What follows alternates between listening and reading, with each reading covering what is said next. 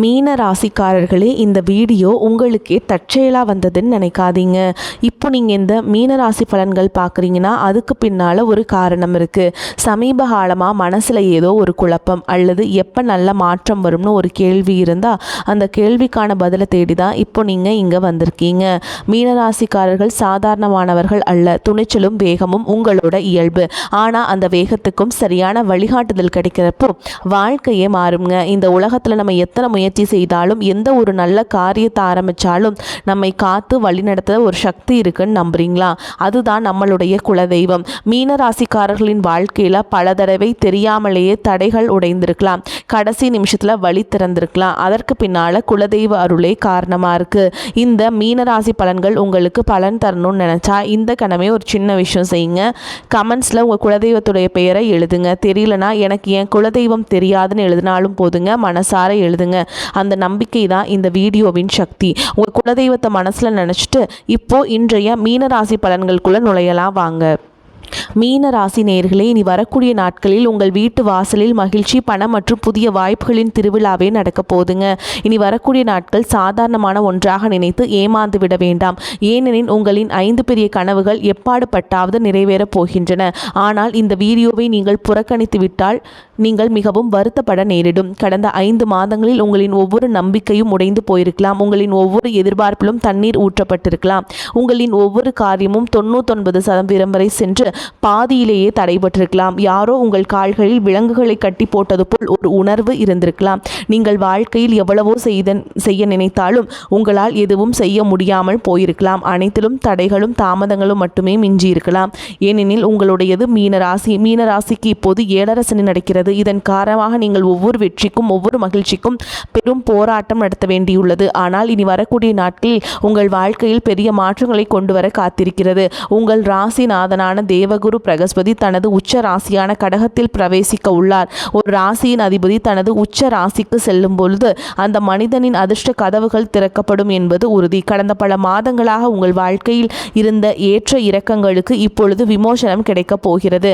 பல மாதங்களாக முடிக்க முடியாமல் இழுத்தடித்த வேலைகள் இப்பொழுது சில மணி நேரங்களிலேயே சுமூகமாக முடியப் போகிறது. கடந்த காலத்தில் உங்களின் ஒவ்வொரு சிறிய மகிழ்ச்சியையும் தியாகம் செய்யும் அளவிற்கு பல பொறுப்புகளை உங்கள் தலையில் தூக்கி வைத்து கொண்டீர்கள். வாழ்க்கையே ஒரு ஆமையின் வேகத்தில் மிகவும் மெதுவாக நகர்ந்து கொண்டிருந்தது. ஒரு சிறிய காரியத்தை முடிக்க வேண்டும் என்றாலும் பெரும் முயற்சி செய்ய வேண்டியிருந்தது. இப்படித்தான் உங்கள் வாழ்க்கை கடந்த 5 மாதங்களாக இருந்து வருகிறது. உடல் ரீதியாகவும் நீங்கள் மிகவும் சோர்வடைந்துள்ளீர்கள். ஆரோக்கியத்திலும் ஏற்ற இறக்கங்கள் தொடர்கின்றன. இது உங்களுக்கு நடக்கிறது என்றால் கமெண்டில் கட்டாயம் சொல்லுங்கள். ஆனால் இப்பொழுது வரவிருக்கும் இந்த நாட்கள் உங்கள் வாழ்க்கையில் என்னென்ன மகிழ்ச்சிகளை கொண்டு வரப்போகிறது, என்னென்ன எச்சரிக்கைகளை பின்பற்ற வேண்டும். ஏனெனில் பெரும்பாலும் நீங்கள் ஆவேசத்தில் அறிவை இழந்து விடுகிறீர்கள். இது ஒரு கசப்பான உண்மை. நீங்கள் சில சமயம் ஆவேசப்பட்டு சில தவறுகளை செய்து விடுகிறீர்கள். இதனால் வாசல் வரை வந்த லக்ஷ்மியும் மகிழ்ச்சியும் திரும்பி சென்று விடுகிறது. இதற்கு முழு காரணம் உங்களுடைய சில தவறுகள் தான். ஆனால் இனி வரக்கூடிய நாட்களில் அந்த தவறுகள் நடக்கக்கூடாது. நீங்கள் உங்கள் ஜாதகத்தை ஆய்வு செய்ய விரும்பினால், வாழ்க்கையில் உள்ள பிரச்சனைகளிலிருந்து வெளிவர நினைத்தால் கொடுக்கப்பட்டுள்ள கமெண்ட் பாக்ஸில் நீங்கள் உங்களுடைய கமெண்ட்டை பதிவு செய்யலாம்.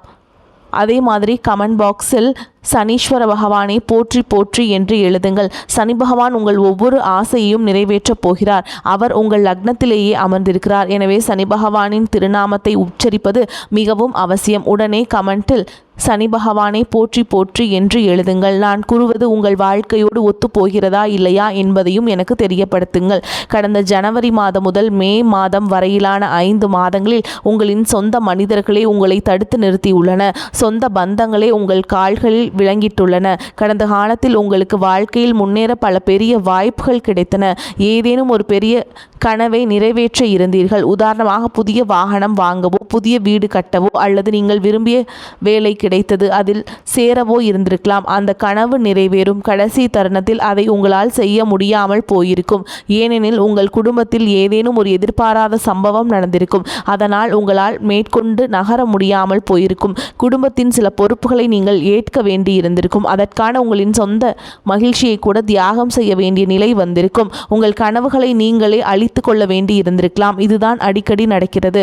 உங்களுடையது மீனராசி. உங்கள் அதிபதி குரு பகவான். உங்களிடம் புத்திசாலி புத்திசாலித்தனமும் இருக்கிறது, அதிர்ஷ்டமும் துணை நிற்கிறது.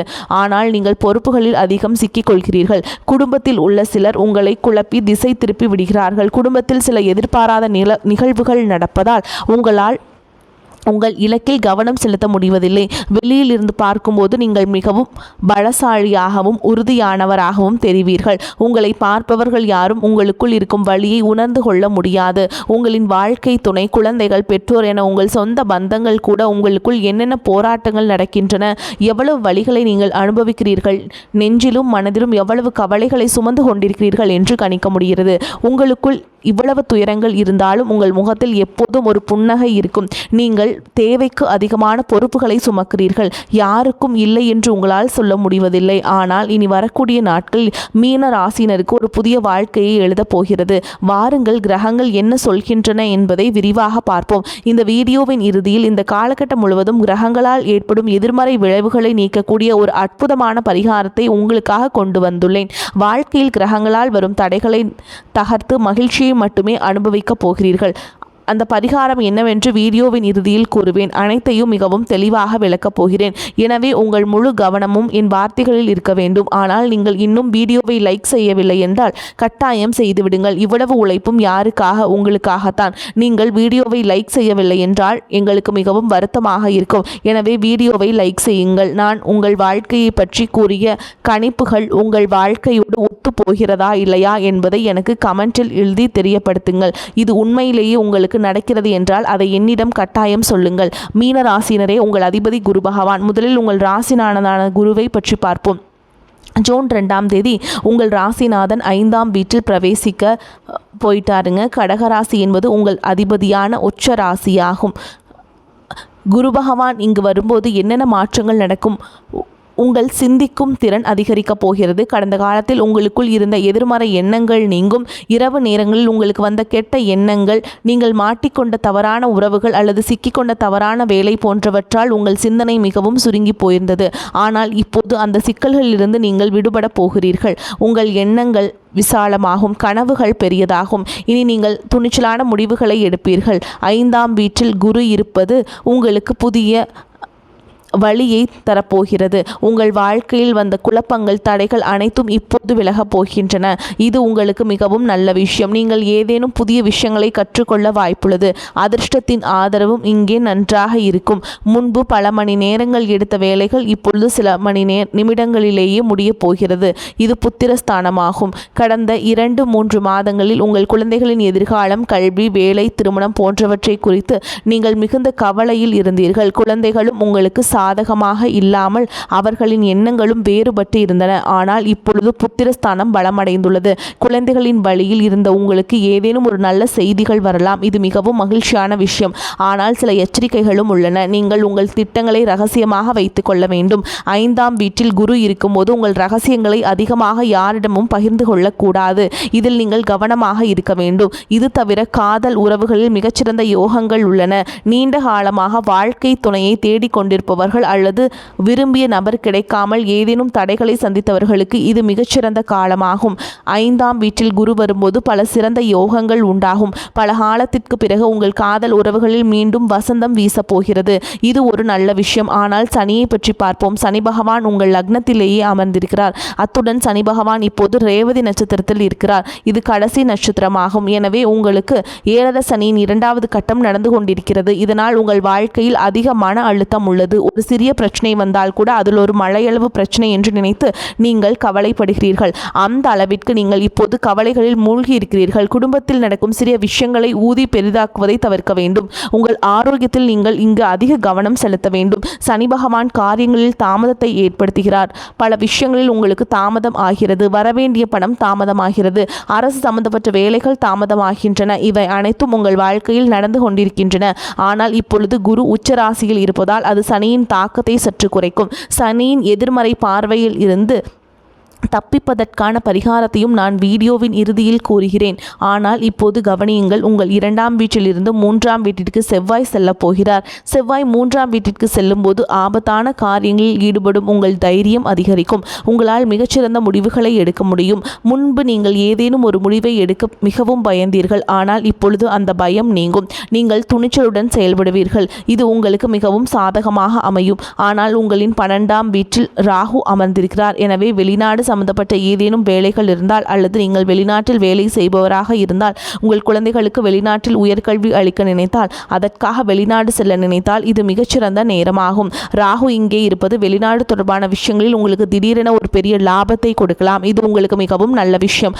ஆனால் நீங்கள் மீன ராசியை சேர்ந்தவர்கள். மீன ராசியின் சற்று அலட்சியமானவர்கள். ஆனால் அந்த அலட்சியம் மற்றவர்களை பற்றியோ குடும்பத்தை பற்றியோ அல்ல, உங்கள் மீதே. நீங்கள் அலட்சியமாக இருக்கிறீர்கள். மற்றவர்களுக்காக நீங்கள் கடினமாக செயல்படுகிறீர்கள், உடனடியாக செயல்படுகிறீர்கள்.